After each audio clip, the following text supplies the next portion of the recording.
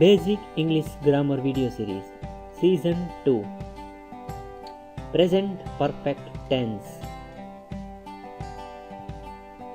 Season 1માં આપણે stage 1 અને stage 2 વિશે માહિતી મેળવી, જેની અંદર આપણે સાવ બેઝિક ABCDs, સમયસૂચક શબ્દો અને 10 પાર્ટ્સ ઓફ ધ સ્પીચ વિશે પણ માહિતી લીધી.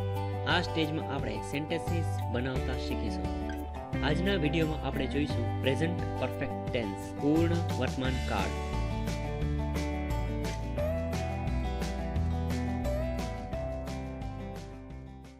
પૂર્ણ વર્તમાન કાળ. ઉપયોગ: કોઈ ક્રિયા પૂરી થઈ ગઈ હોય પરંતુ બોલતી વખતે તેની અસર હોય તેવું દર્શાવવા માટે પૂર્ણ વર્તમાન કાળ વપરાય છે.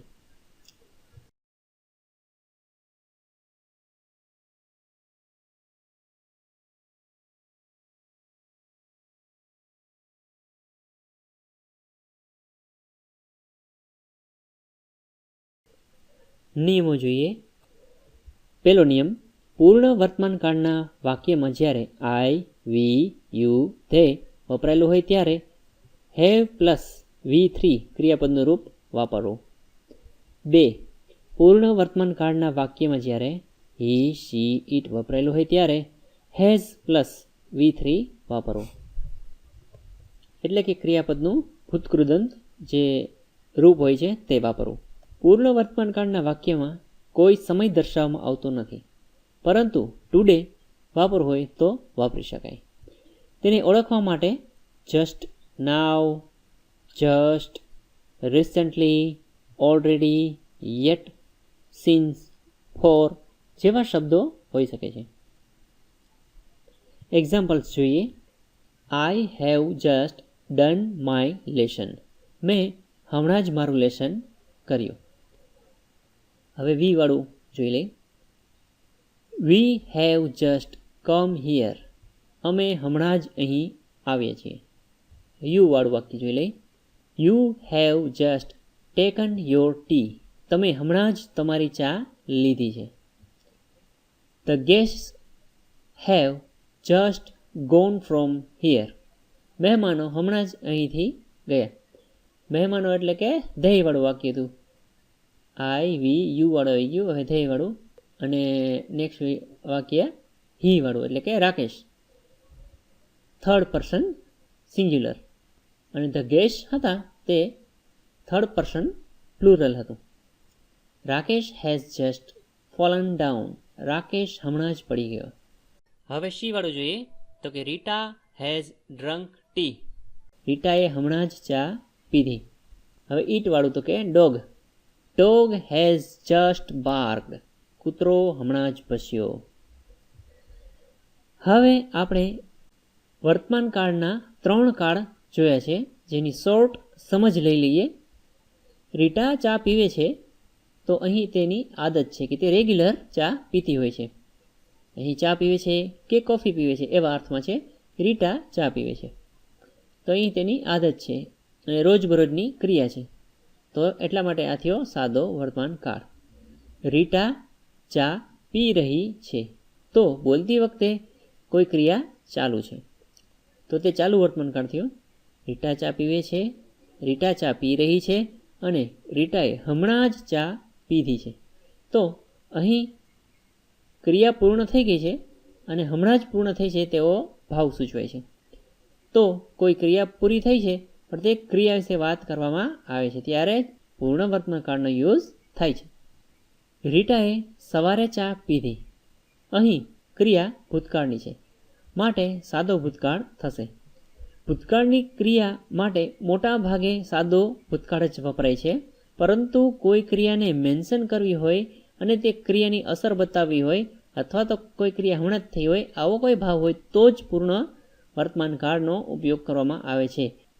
બાકી રોજબરોજના ઉપયોગમાં સાદો વર્તમાન કાળ સૌથી વધુ વપરાય છે અને બીજા નંબરે સાદો ભૂતકાળ જ વપરાય છે. ભૂતકાળની ક્રિયા માટે બનેલી ક્રિયા અથવા તો ભૂતકાળના વિશેની વાત કરવા માટે સાદો ભૂતકાળ મેજોરિટી વપરાતો હોય છે. પૂર્ણ વર્તમાન કાળ વપરાતો નથી. પણ કોઈ ક્રિયા હમણાં જ પતી હોય અથવા તો કોઈ ક્રિયાને મેન્શન કરવાની હોય એવા સમયે જ આ કાળનો યુઝ થાય છે. તો હવે એક્સરસાઇઝ જોઈએ. એક્સરસાઇઝ 1. પૂર્ણ વર્તમાન કાળના 10 વાક્યો જાતે બનાવો. તે છે આજની એક્સરસાઇઝ. તમારા રોજબરોજ બોલાતા જે વાક્યો છે તેમાં તમે ધ્યાન આપો કે કયા એવા વાક્યો છે જે તમે ગુજરાતીમાં બોલો છો અને તે પૂર્ણ વર્તમાન કાળના છે. તો એવા વાક્યોને તમે જાતે બનાવી અને એના ઘટતા સ્પેલિંગ્સ વગેરેને તમે ગોતો અને રિસર્ચ વર્ક કરીને આવા 10 વાક્યો જાતે બનાવવા માટે પ્રયત્ન કરો. એક્સરસાઇઝ 2.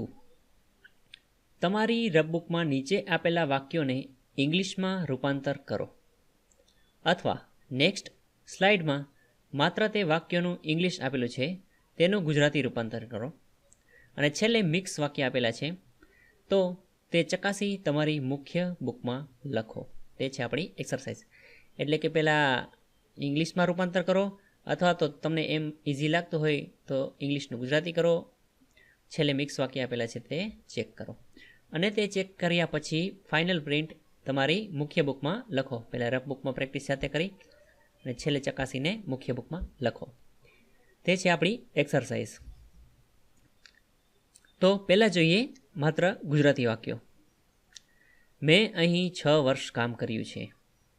તમે કોચિંગ ક્લાસમાં જોડાયા છો.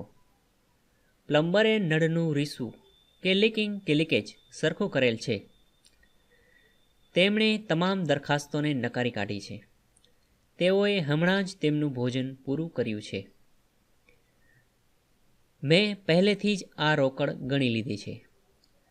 આ માણસે ચોરને જોયો છે.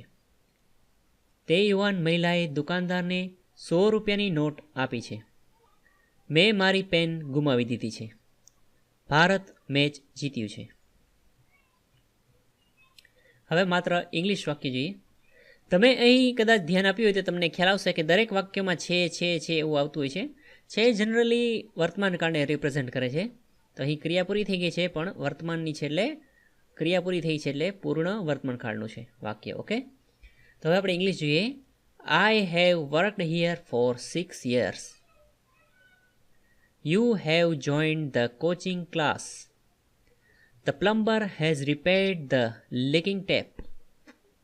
He has rejected all the proposals. They have finished their meals just now. I have already counted this cash. This man has seen the thief. That young lady has given the shopkeeper a 100 rupees note. I have lost my pen. India has won the match. હવે બંને વાક્ય જોઈએ. I have worked here for 6 years. મેં અહીં 6 વર્ષ કામ કર્યું છે. You have joined the coaching class. તમે કોચિંગ ક્લાસમાં જોડાયા છો. The plumber has repaired the leaking tap. પ્લમ્બરે નળનું રીસું કે લીકિંગ કે લીકેજ સરખું કરેલ છે. He has rejected all the proposals. તેમણે તમામ દરખાસ્તોને નકારી કાઢી છે. They have finished their meals just now. તેઓએ હમણાં જ તેમનું ભોજન પૂરું કર્યું છે. I have already counted this cash. મેં પહેલેથી જ આ રોકડ ગણી લીધી છે. This man has seen the thief. આ માણસે ચોરને જોયો છે. That young lady has given the shopkeeper a 100 rupees note. તે યુવાન મહિલાએ દુકાનદારને 100 રૂપિયાની નોટ આપી છે. 100 છે, રૂપીઝ છે, બહુવચન છે, પણ છતાંય એ આવ્યું છે. તે એક ધ્યાનમાં આપવા જેવી બાબત છે. એ 100 રૂપીઝ નોટ, કારણ કે નોટ તે એક જ છે એટલા માટે. I have lost my pen. મેં મારી પેન ગુમાવી દીધી છે. India has won the match. Bharat match જીત્યું છે.